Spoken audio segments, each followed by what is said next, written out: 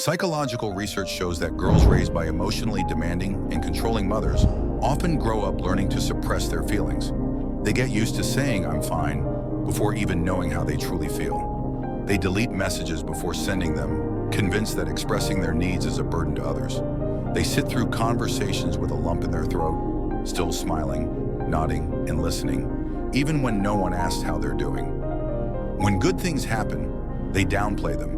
When bad things happen, they shrug them off. They apologize before speaking. They cry in silence, or not at all.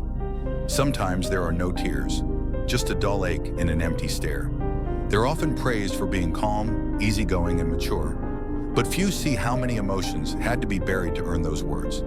In their upbringing, sadness was inconvenient, anger was inappropriate, and even joy could be seen as a challenge. So their bodies adapted, feel less, show less, expect less.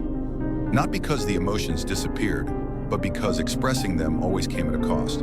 At the root of it all was often the one who was supposed to provide warmth. Someone who made a single word feel like an offense, but ignored the things that truly mattered. Someone who rejected boundaries, who saw space as betrayal.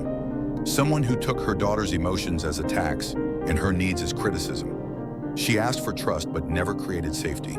She demanded closeness but gave no room for understanding. When her daughter was sad, she was too sensitive.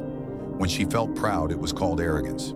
When she tried to speak up, it was disrespect. And when she finally named the pain, the response was, "Wasn't putting a roof over your head enough?" As if providing the basics counted as emotional connection, as if survival alone was love. True healing begins when the body learns that it no longer needs to brace for impact, when kindness feels natural, not suspicious, when being seen doesn't come with a price, and it starts small, crying during a song and not apologizing for it, saying no without over-explaining, feeling joy and letting it stay. To the woman who was once told her needs were too much, may you now take up space. To the girl who was praised for needing so little, may you now speak boldly, ask freely, and expect more. Healing doesn't always look dramatic. Sometimes it's simply learning how to feel again and letting that be enough.